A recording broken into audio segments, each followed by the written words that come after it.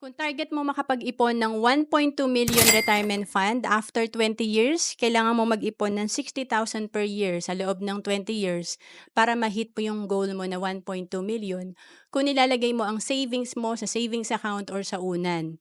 Pero alam mo bang mas mabilis mag-grow ang pera natin kung ito ay matutunan nating i-invest? Kagaya ng sa Kaiser na instead na 20 years ka mag-iipon, 7 years ka lang mag-iipon ng 60,000 per year, may projected fund ka na 1.2 million after 20 years.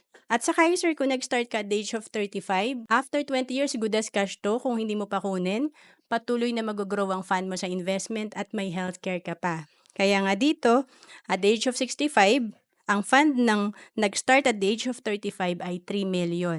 Ang Kaiser ay recommended savings program namin kasi dito, tatlo na yung meron ka. Dito, meron kang healthcare, life insurance, at investment. And for as low as 2,647 per month, pwede ka na magsimula sa Kaiser. To know more about Kaiser, message mo lang ako sa FB, Roan Celis Capistrano.